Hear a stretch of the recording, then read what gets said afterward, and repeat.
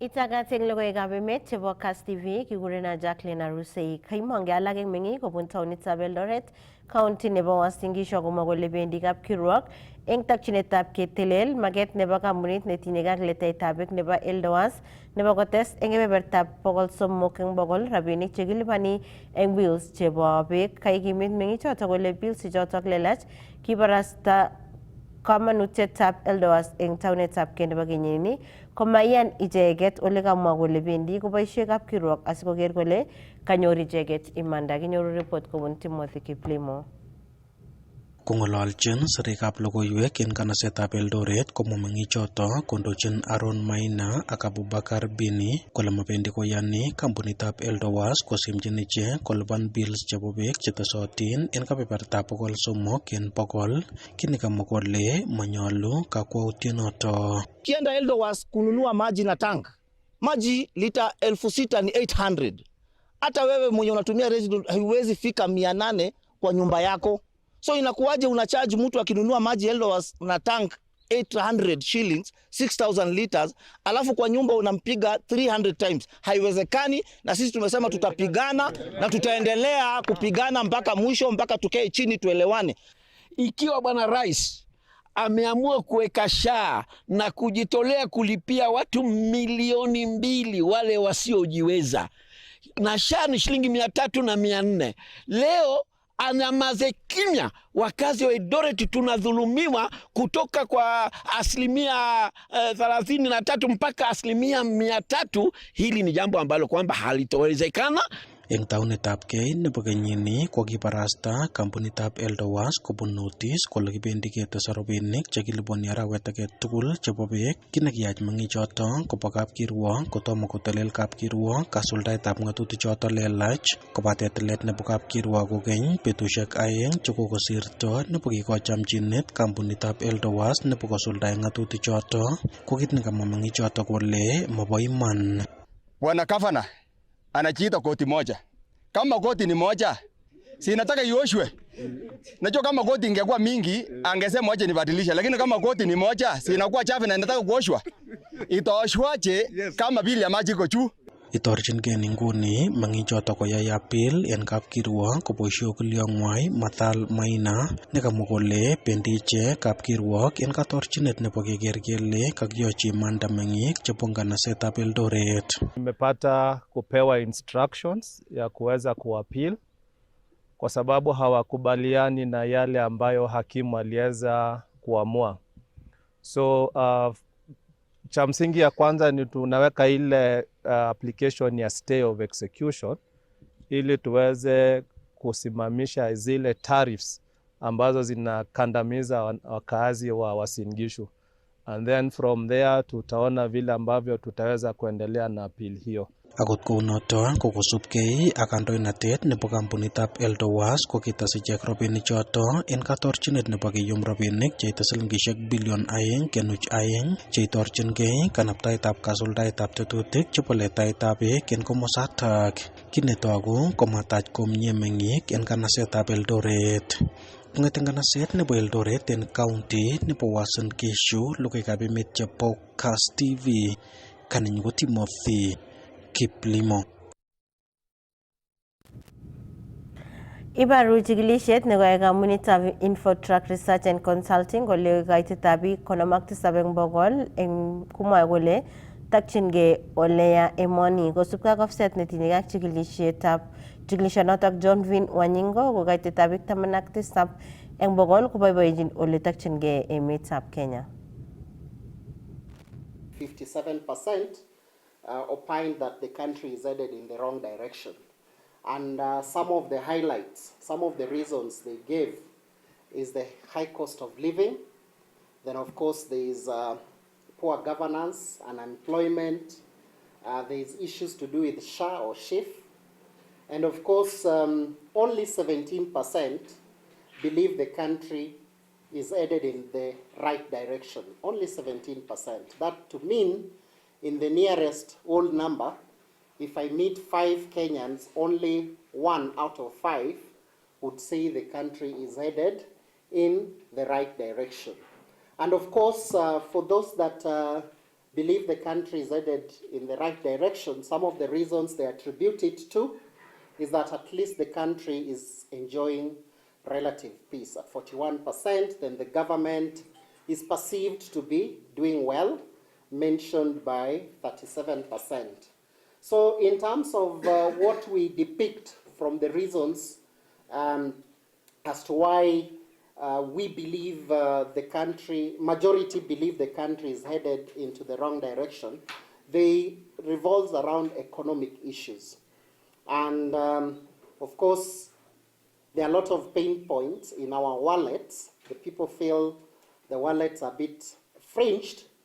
And of course, there's also something to do with the government having something to do with taxes. All these things are around government intervention or lack of it. Kagotesta goriltae Central Region Commissioner Joshua Nkanatha alagen contractors tigigi gojiboishet nebo gojob ortinwek chemiten komasta nebo Kirinyaga kaiga itagurset Nkanatha goiti Kenya Rural Roads Authority oger kole kaimuch kosimji contractors ichoto kochokchi boishet nebo teksetab ortinwek eng mwait kole okotestai koimagis boisionik eng komasatak. Hilo swala la hiyo barabara especially kuhusu magari ya miraa. Na tuko na furaha sana kwa sababu askari wetu wa trafiki wameweza kufanya misako mara kwa mara tangu hata waziri akuja hapa. Na even kabla. Na watu wengi ambao tunaweza hata peana tukirudi kwa record tumeweza kushika na kushtaki. Lakini hiyo sio swala unasamariza na siku moja. Najua hao ni watu wakijua leo askari wako upande huu wanaepa. Lakini tunawatahadharisha ya kwamba hivi karibuni tutakamata wote na tutahakikisha nidhamu imerudi katika barabara zetu. Machief, askari wetu na wale wote wanahusika including wananchi. Kwa sababu tukiangalia katika zile takwimu tuko nazo ni kwamba kuna wake tunaweza kunasa na kupeleka kotini, lakini ni shinda ambaye bado tuko nayo kwa sababu samani tulikuwa tunasikia kuna mimea inapandwa katika mlima Kenya hapa, especially bangi. Tumepigana na hiyo katika eneo letu, hatuna kitu kama hiyo sasa. Lakini bado ukiangalia bangi iko kwa sababu inatoka sehemu zingine including kutoka nje ya Kenya. Unajua mipaka yetu ni porous. But askari wetu wako imara, wamekuwa wakifanya kazi sio hapa tu katika eneo letu, hata Kenya mzima. Tunafanya kazi mingi sana. Hii barabara hapa hii stretch ni ya 9 kilometers. Lakini barabara yote ile contractor alipewa na serikali ni kilomita 65. Zingine ziko sehemu zingine sa county hii. So out of kilomita 65 zile amemalizia kuweka rami ni kilomita 49. Ile sehemu imebaki ni hii na zingine kidogo kidogo hapa na pale. Tunashukuru kwa sababu ukiangalia amerundi kwa site. Alikuwa ameondoka kwa sababu ya malipo hapa na pale, lakini tunashukuru serikali. Kwa sababu serikali imeweza kumlipa pesa yake ile ilikuwa imebaki kwa ile kazi amefanya yote kabisa.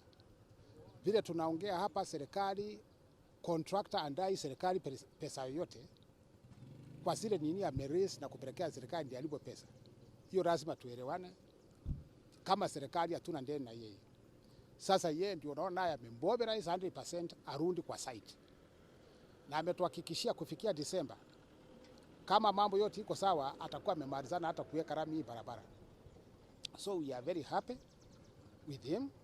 Kwa sababu ni baadhi ya wale contractors wamerundi baada ya kupewa malipo yao.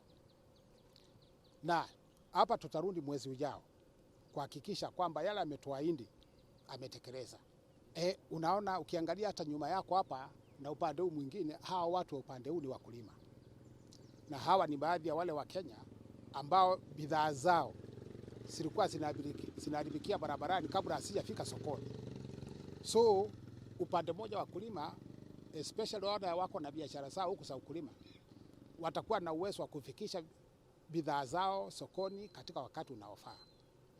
Ya pili, wafanyabiashara ni wengi.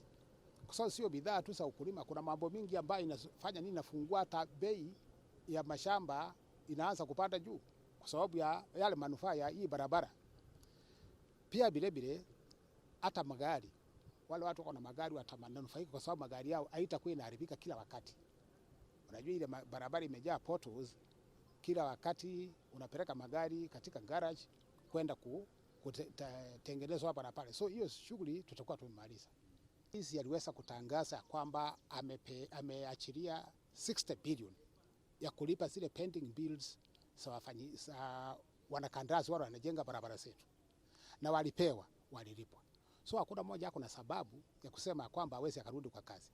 So sisi yetu tumeamua tuanze katika eneo hili letu la kati kusungua kuona ni nani huyu ambaye hajaanza kurudi kwa kazi na alikuwa amelipwa pesa zake. Kama tuko na wao, tutaweza kurecommend ile taratibu zinapaswa kuchukuliwa, including kuwasimamisha kazi na kublacklist kampani zao kuwa asiwezi kufanya kazi hapa nchini tena.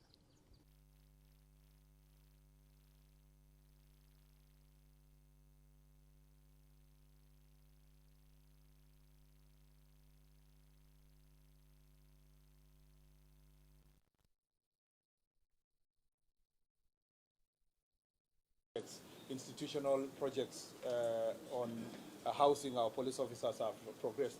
Remember also for the prisons in the country also there is a set aside 25,000 houses. So this process is ongoing. I have no doubt that the housing fund is going to deliver the largest number of dignified accommodation for the police officers. And that is part of the welfare issues we are trying to address. We will give you a roadmap of how many have been done and how many are going to be done across the country. The second issue you've asked is about Kenya, Somalia issue of wall and so forth. That is a defense issue. And I'd like to leave that to my colleagues in the Ministry of Defense on that issue and what decision was made and how far it is, because that was a decision made over 10 years ago. The most competent institution to respond to that issue is the Ministry of Defense. And if I had known in advance that you are going to ask, of course, from a collective responsibility, I would have consulted Honorable Soipan and the CDF before making any response to that issue. On the third issue, you're talking about the mission to Haiti. Mission to Haiti has been very, very successful, and we truly appreciate the work that is being done by our officers. Many critics thought that by the time we sent our officers, and it was written even in social media, some newspapers and media houses broadcasted that this was a wrong mission, that Kenyans will be coming back in large numbers, in body bags. But see what has happened. A successful mission that has been done by our officers. They have secured critical installations in Haiti. The Haitians now are going about, for the first time, the Haitian children did the exams, successful national exams. They were able to secure the airport, which is now functioning. They have secured the communication mast in Haiti that is also functioning. They have secured also the issue of the police headquarters and the administrative unit. All the government square is now operational. And that the gangs, the leaders of the gangs, who are very terrible, are now in hiding, thanks to the work that has been done by our security forces. And imagine, this is just a small portion of the 2,500 forces that were promised. Kenya contributing over 700. And for that reason, the president is in New York, and he has been making a case of UN properly backing the security mission in Haiti and ensuring that the Haitian people can enjoy the relative peace they have enjoyed now across the country with greater support. The promises that were made by development partners and friends were not delivered to the level that we required. Unfortunately, in that mission, we lost three of our officers. Yeah, 3 of our officers. One of whom is Mr. Benedict Kabiru. Mr. Kabiru lost his life in unfortunate circumstances that were actually not directly related to the shooting by those people.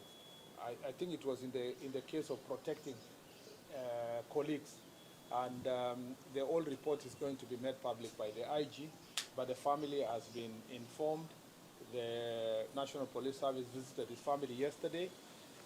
It may have been, I saw some people raised concern that the message from the president went public before his family was visited. When that news was confirmed, the National Police Service dispatched a team to visit the family. But the synchronization of time made it such that by the time the president was making the statement, I think our officers had not reached the family. But eventually the family was visited, informed of this very unfortunate circumstance, and we continue condoling with the family of Mr. Kibero. Necessary arrangements will be made to inform, the family has been informed the circumstance under which he died, and all concerns surrounding his demise have been addressed with the family. What will be necessary will be made public in due course. Why is this going? That's why I've said those other details will be made public in due course based on the conversation the family has had with the Inspector General of the Police. When the family will give us permission to give more details, we will do as much, because we respect the family. On the question of, I think, yeah, that's what all questions that you are asked. The last one. Lastly. Shaban, you can have a second by Shaban, and then Sept, and then we close it there. You can ask the others during the forum. Huku serikali ikiendelea kupokea bunduki kutoka kwa majangili kama tunaona ripoti ya 27 jana. Jana pia kuna madai ya mashambulizi kutokea Kaimu, watu wawili kufariki eneo la Kaimu, na majuma kadhaa yamepita. Shule ya sekondari ya Kaimu pia ilivamiwa na mfungo kuchukuliwa. Ningependa kujua habari ya hivi punde zaidi kuhusiana na hilo. Huku nikiangalia kuna mechi ya Mogadishu City na Kenya Police ambayo mlizungumza jana kwamba upelelezi umekwisha anza na Somalia kupitia ubalozi wake nchini kuomba msamaha. Je, katika mashauriano na Wizara ya Mashauri ya Kigeni ili kuhakikisha kwamba hali hii haiwezi kuleta mgogoro kati ya mataifa mawili kwa sababu ya kuchezea bendera ya nchi kama alivyosema Chichap kalenjin gagi tukchio tagamet sablogai chok chopaimet gagi muchke bun ngongete student nebo Kass TV kongo missing obrenden gay kone chiger logoy gabi met ki gurena Jacqueline Arusei aga magun git saket tugul nemie